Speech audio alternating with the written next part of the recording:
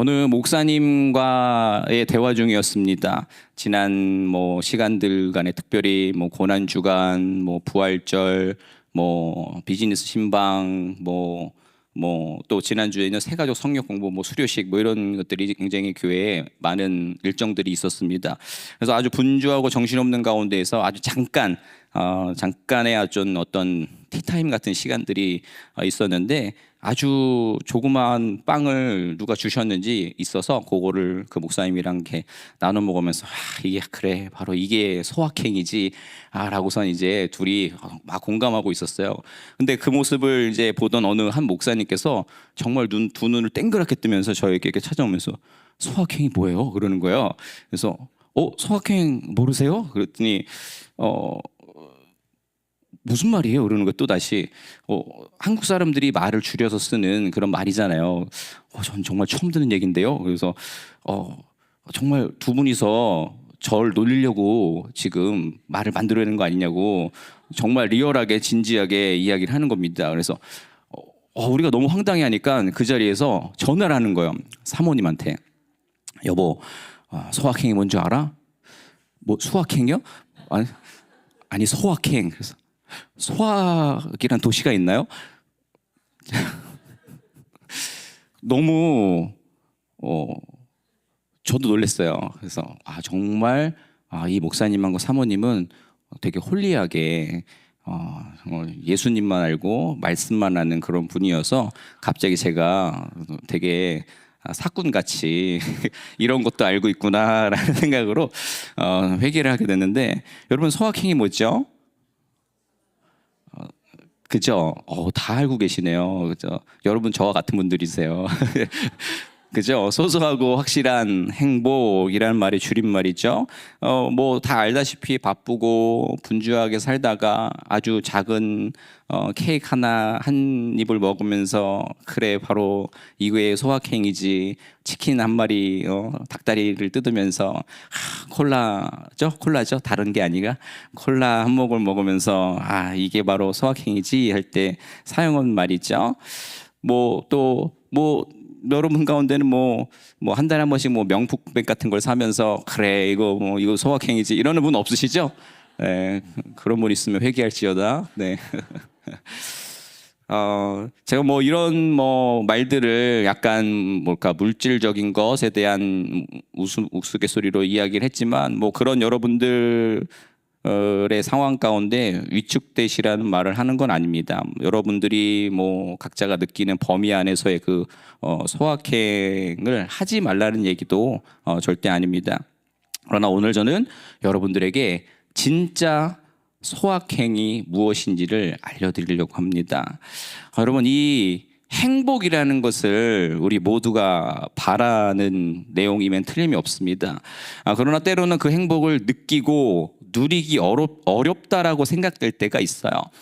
대표적인 우리 성경이 예를 들면 욥과 다윗을 들 수가 있는데, 욥의 인생은 너무나도 괴로웠습니다. 그렇죠?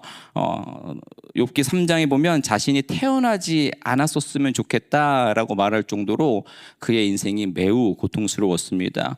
또 다윗은 어떤가요? 다윗의 인생은 왕이었고 많은 부와 권력이 있었지만 자식복이 없었습니다. 그렇죠? 아들 3명이나 폐륜화적인 모습으로 자기를 다가오는 그런 모습이었습니다.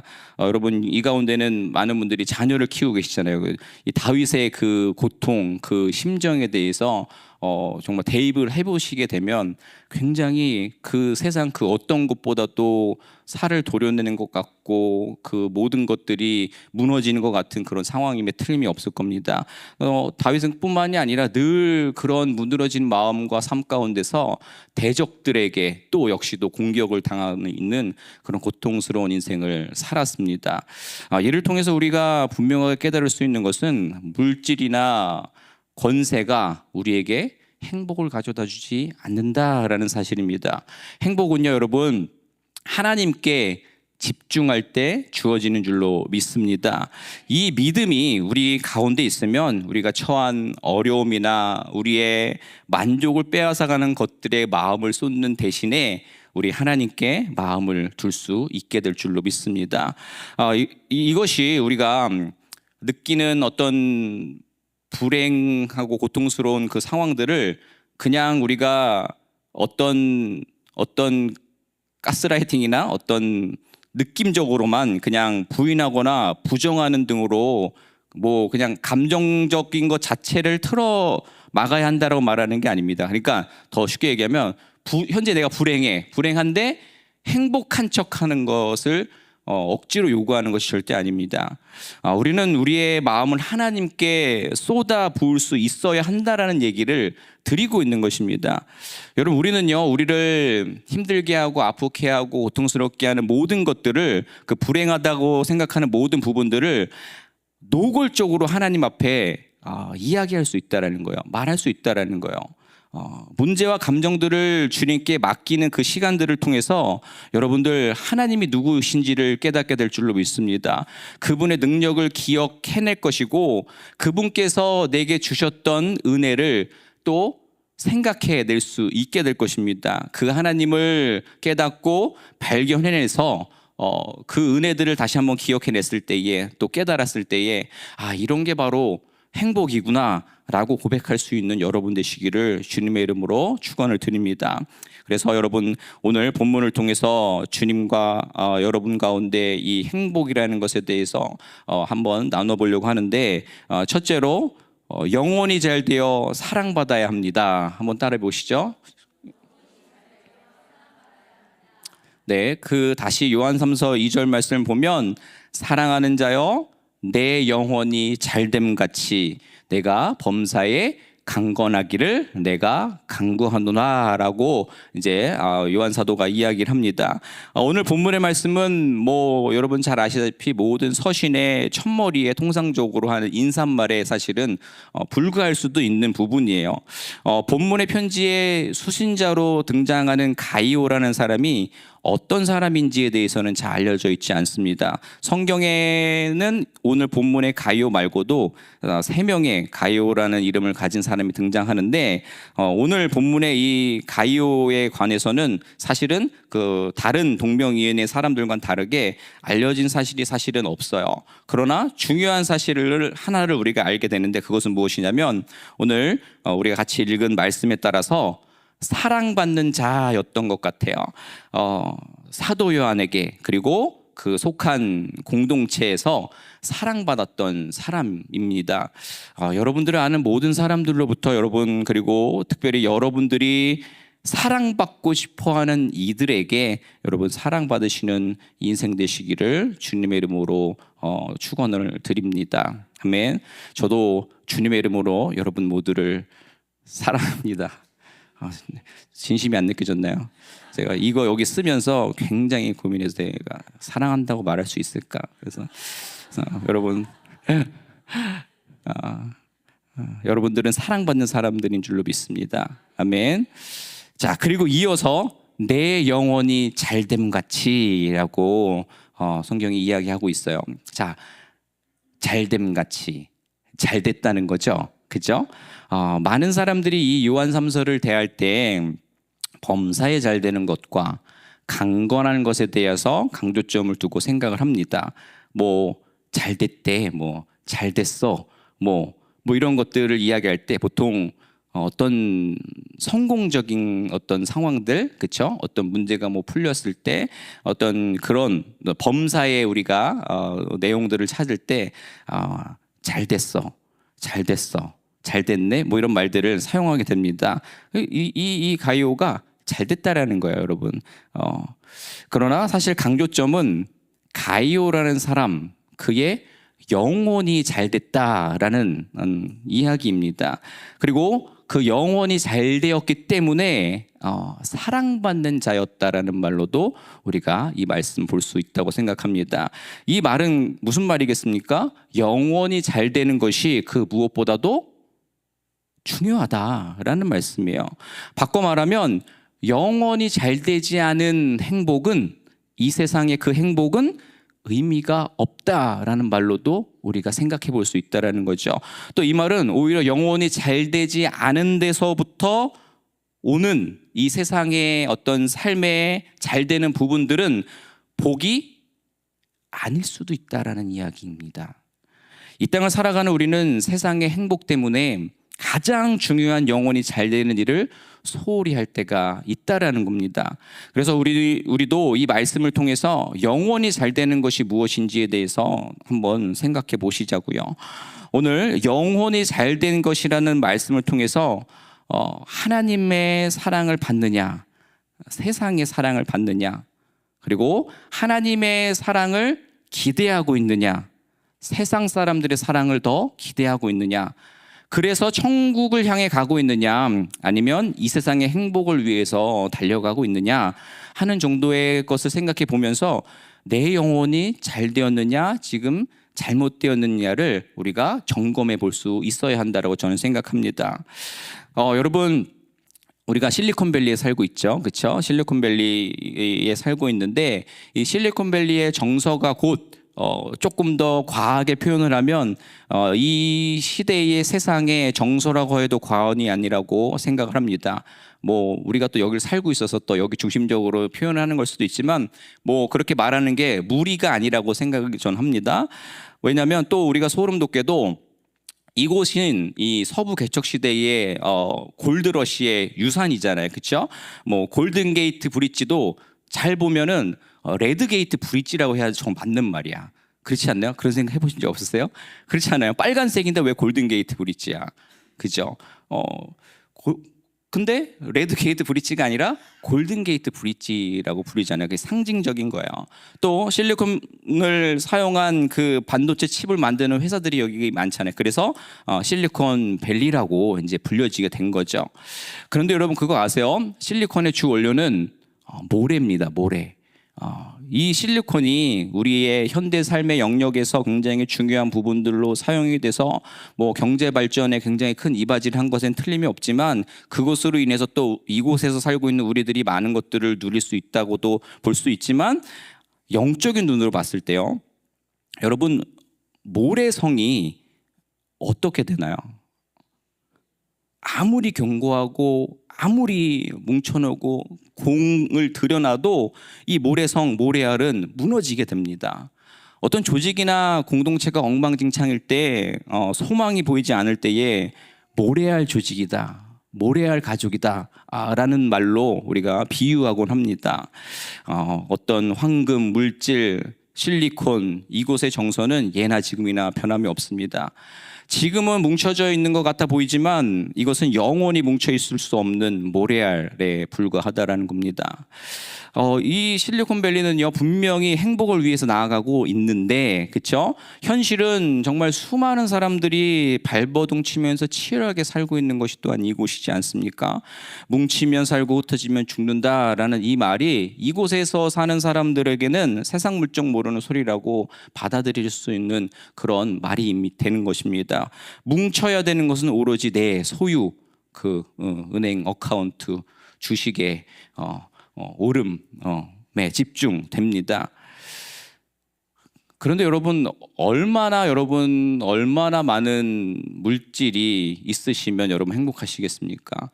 지금 여러분 은행 잔고에 그 금액에 공이 몇 개가 더 붙어야 행복하시겠어요? 몇 개요? 10개? 근데 그 앞에 마이너스가 있으면 어떻게 해?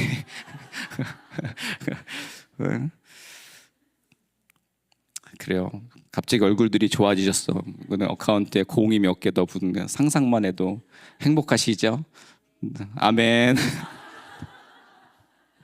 아멘. 뭐 세상에 공도 많이 붙으면 또 많은 일을 주를 위해 하실 줄로 믿습니다. 여러분, 근데 근본적인 우리가 질문과 고민과 해답을 찾아보자라는 겁니다. 영혼이 잘 되어 사랑받기 위해선 어떠한 마음과 방법으로 살아가야 하는지, 그것에 대해서 생각해 보시는 여러분이 되셨으면 좋겠습니다. 자, 그러기 위해서는 같이 하시죠. 가난해야 합니다. 자, 우리 주님의 가르침을 보면 복이 있는 사람은 뭐라고요? 네, 그렇죠. 그래요. 그래요. 근데 제가 그거를 이제 제가 거기서 느끼는 그 말씀을 제가 해석을 해서 네, 복이 있는 사람은 가난해야 된다라고 저는 정의를 한 겁니다. 제가 말씀 몰라서가 아니라 복이 있는 사람은 가난해야 된다라는 말씀을 주님께서 하셨어요. 공식은 간단합니다. 방금 여러분 얘기하신 것처럼 심령, 마음이 가난해져야 복이 있다라는 게 돼요. 그런데 이제 사실은 심령, 마음이라는 말이 잘 들리지 않을 수가 있어요. 가난해져야 복이 있다. 문제가 생기죠. 멈칫하면서 이 가난이라는 것에 대해서 가까워지기가 쉽지 않은 그런 단어가 확 들어옵니다. 그죠? 아까도 여러분 공모 10개가 붙었으면 좋겠을 때 얼굴이 환하게 비신 것처럼 누가 가난해지고 싶겠어요. 그렇죠? 가능하면 부자 되는 게 좋죠. 그죠? 가난에 대해 표현하는 데 있어서 단순히 이게 경제적인 것에 대한 이야기뿐만이 아니라 가엾은 불행한이라는 범위 안에서 설명이 되어야 한다라고 이 말씀을 볼 수가 있는데, 그렇게 생각을 해보면 뭐 이 가운데 정말 식당 가서 메뉴판에 뒤에 가격표를 보지 않고 주문하시는 분들이 있을 수도 있잖아요. 그죠? 그죠? 있으시죠? 있으실 거예요. 그런데 그거 말고도 수많은 가난이 우리 가운데 있다라는 이야기예요. 예를 들면 여기 뭐 우리 교회 또 우리 집사님 권사님들 이게 그 어르신, 근데 어르신이란 말을 쓰지 말라고 저한테 신신당부를 해주셨어요.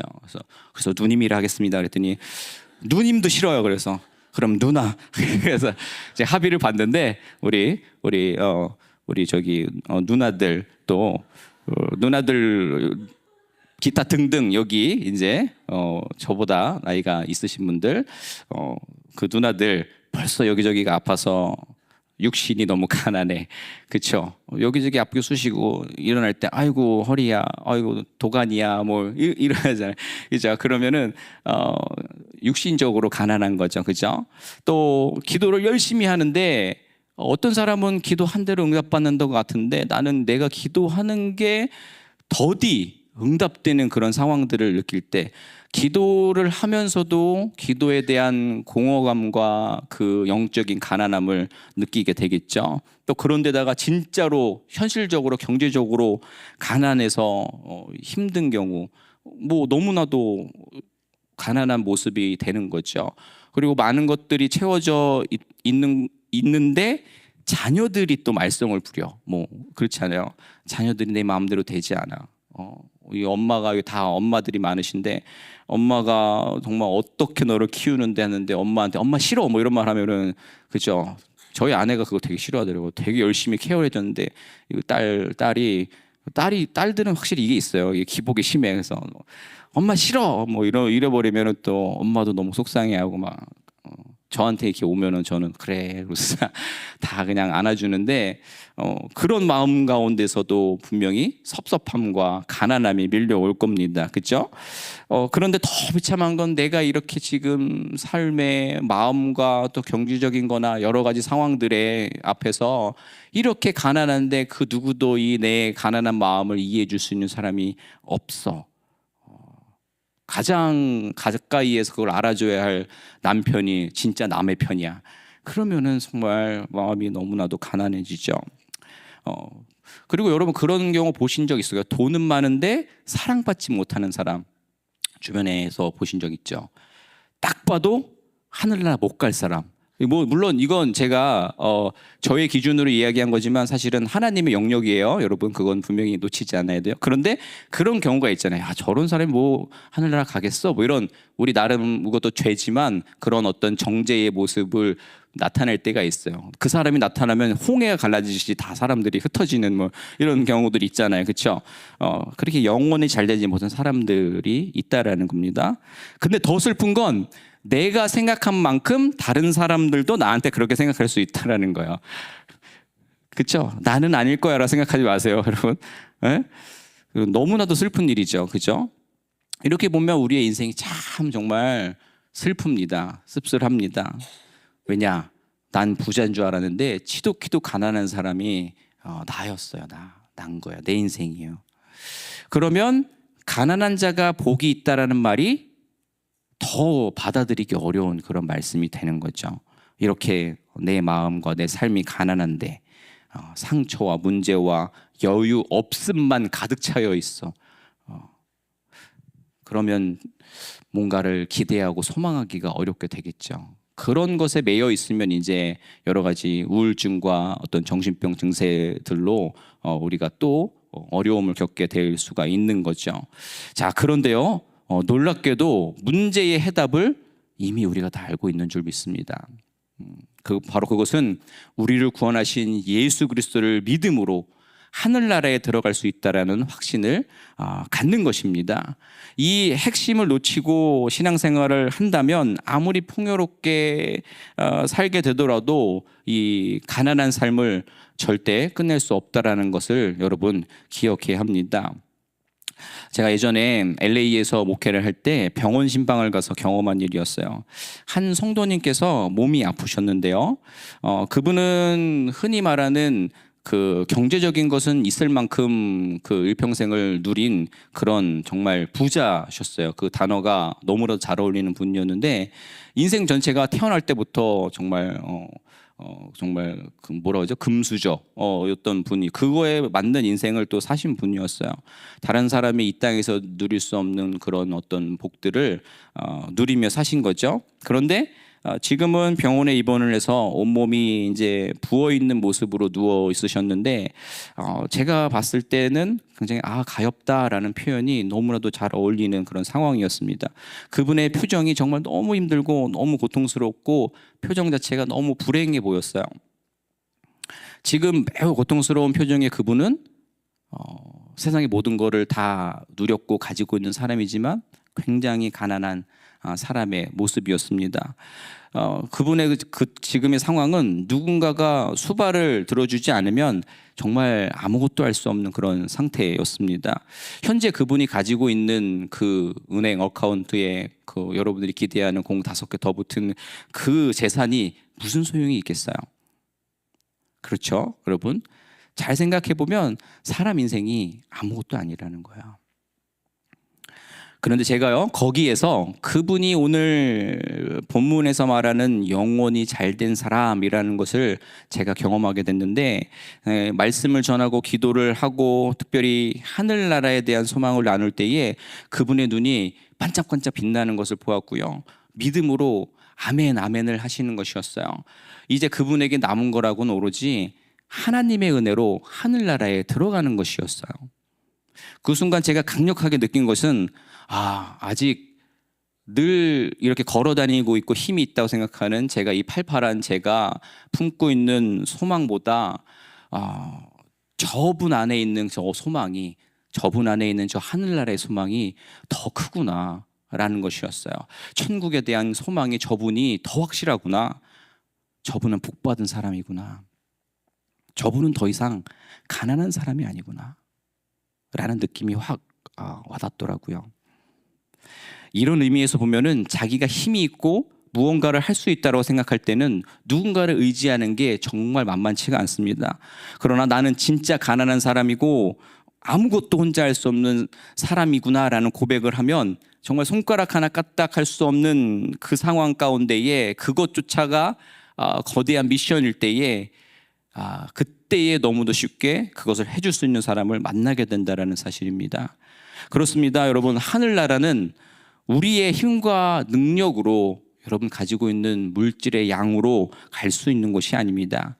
오로지 하나님만 의지할 때 가는 곳인 줄로 믿습니다. 가난하지만 하나님과 가까워진다면 더 이상 가난하지가 않습니다. 왜 그렇죠? 세상의 것에 미련이 없을 때에, 의지할 무언가가 없을 때에 절실하게 절박하게 하나님을 외칠 것이기 때문입니다. 나에게는 하나님의 구원의 은총이 필요합니다. 하나님, 나를 불쌍히 여겨주세요. 나를 구원해 주세요 라고 부르짖지 않겠습니까? 자, 이제 다시 또 돌아오면 여러분 행복하세요. 아멘. 뭘로 행복한지 속으로 다 생각하셨죠? 뭐 현재 또 여러 가지 문제나 또 짙은 터널 속에 있다라고 느끼시는 분들은 행복해지고 싶으시죠? 그런데 제가 이렇게 이야기를 했는데 우리가 잘 또 세상적인 기준에서 생각을 해보면 이 바보 같아 보이는, 그죠? 이 보이지 않는 어떤 신기루 같은 이런 어떤 믿음의 영역을 쫓아야 한다라고 생각하십니까? 주님께서 보여주신 생명의 길이 여기에 있기 때문입니다. 주님 품 안에 거할 때에, 주님의 약속을 신뢰할 때에 우리는 행복해지는 것입니다. 요한복음 15장 7절입니다. 너희가 내 안에 거하고 내 말이 너희 안에 거하면 무엇인지 원하는 대로 구하라. 그리하면 이루리라. 아멘. 우리가 불행하다고 느껴지는 것은 하나님과 가까이 하지 않기 때문이라고 저는 확신합니다. 이 행복의 문제는요, 여러분, 우리가 착각하고 있는 거예요. 돈이 많다고, 또 남편이 나에게 잘해준다고, 또 자녀가 내 말을 잘 듣는다고 해서 해결되는 것이 아닙니다. 행복하기 위해서, 정말 살기 위해서는 하나님만 가까이 하셔야 되는 것입니다. 그것이 우리가 해야 하는 가장 중요한 일인 줄로 믿습니다. 자, 그러기 위해서는 세 번째, 하나님 나라를 발견해야 합니다.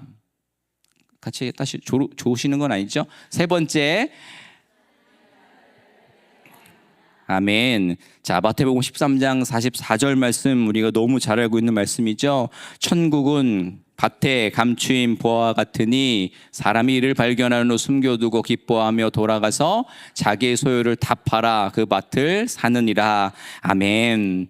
자, 이 비유를 통해서 예수님께서는 천국, 즉 하나님 나라가 얼마나 귀중한지에 대해서 이제 강조하고 계십니다. 우리가 잘 알고 있듯이 비유 속의 사람은요, 우연히 밭에서, 남의 밭이요 심지어 밭에서 보화를 발견합니다. 그리고 그는 그 보화를 얻기 위해 자신이 가진 모든 것을 포기합니다.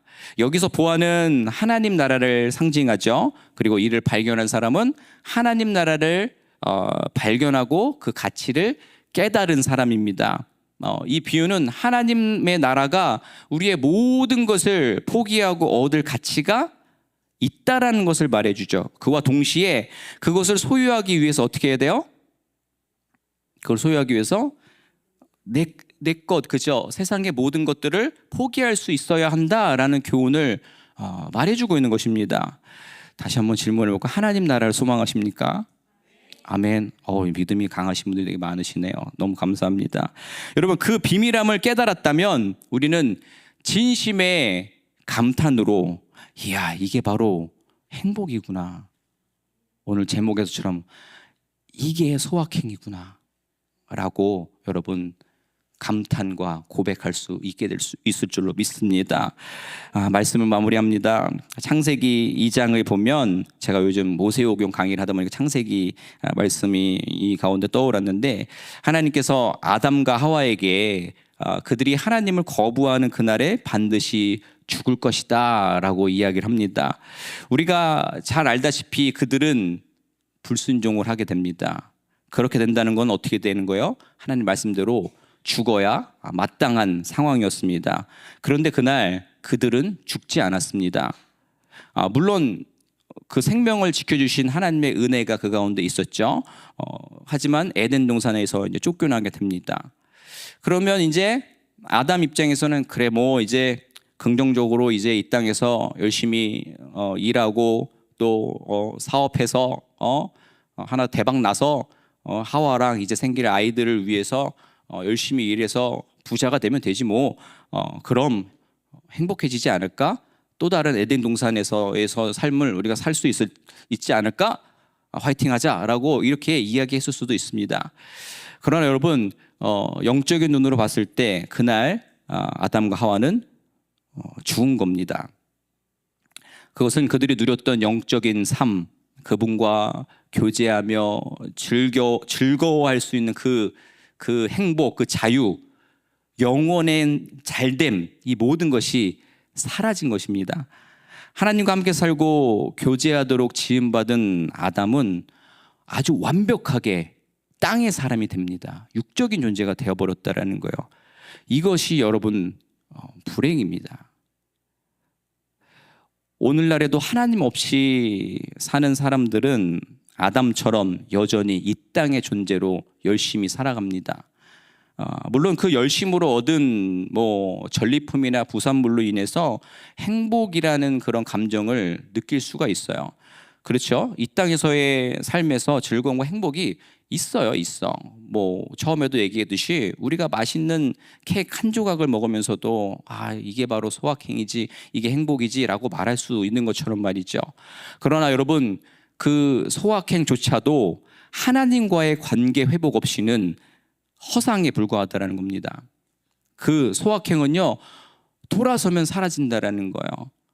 여러분, 그 맛있다고 생각했던 그 조각 케이크 한 조각, 그 필링이 얼마나 가겠어요? 그게 영원할 것 같으면 여러분 살찔 일이 없죠. 그렇지 않나요? 또 먹고 싶고, 또 이미 감각을 잃어서 또 그리고 또 돌아서면 또 여기서 또, 그렇지 않나요? 그런 거잖아요. 그죠?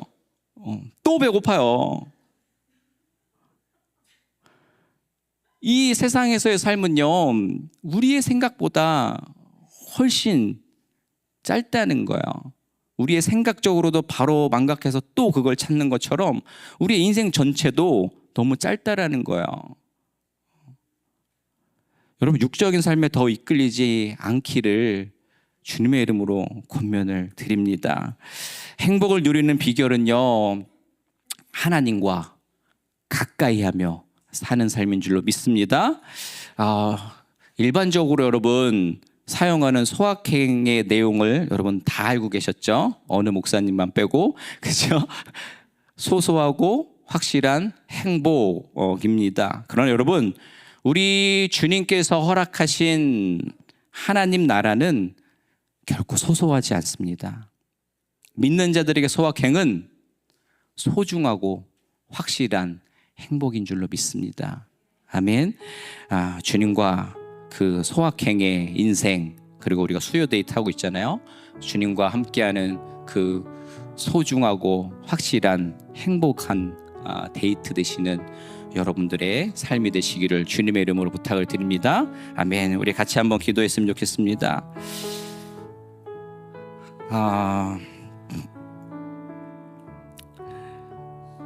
무엇이든지 원하는 대로 구하라, 그리하면 이루리라. 또 내가 범사에 잘되고 강건하기를 내가 간구하노라. 너무나도 은혜롭고 또 위로가 되고 힘이 되는 말씀이지만, 이 말씀을 듣고 어떤 마음을 품고 소원하고 있었습니까? 오로지 보여지는 모습과 보여지는 물질과 육적인 잘됨이진 않았습니까? 그러한 소소한 행복의 모든 인생을 걸고 있진 않았는지 돌아보기 원합니다. 더 이상 그 소소한 행복이 아니라 주님이 허락하신 소중한 행복을 가슴에 품고 말씀 앞에 서는 우리 되기 원합니다. 주님, 그 여정으로, 그 삶으로 우리를 인도하여 주옵소서. 우리 같이 한번 기도하며 우리의 믿음을 주님 앞에 고백하도록 하겠습니다.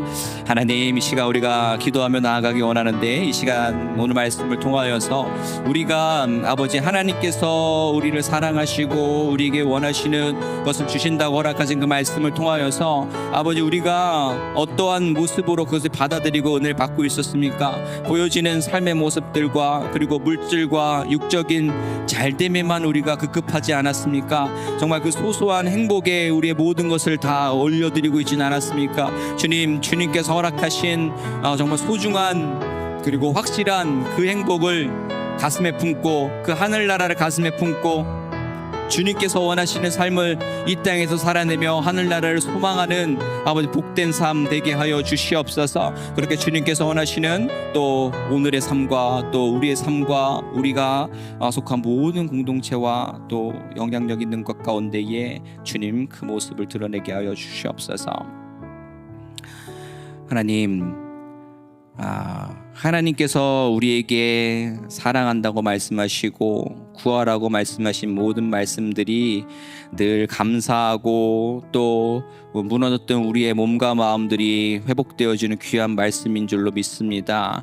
그런데 하나님께서 하시는 그 말씀을 우리가 너무나도 제한적으로 우리의 삶의 이 땅에서의 잘됨과 또 물질의 확장과 또 보여지는 그것들의 그 행복에, 그 소소한 행복에 우리의 모든 것을 걸고 있지는 않았습니까? 주님, 다시 한번 주님께서 이미 허락하신 하늘나라의 그 기쁨으로 행복을 느낄 수 있는 확신을 가질 수 있는 저희들 되게 하여 주시옵소서. 우리 자매님들의 삶에 다시 한번 작은 차이지만 엄청난 차이를 만들어내는 그 소확행의 삶을 살게 하여 주시옵소서. 감사하며 예수님의 이름으로 기도드립니다. 아멘.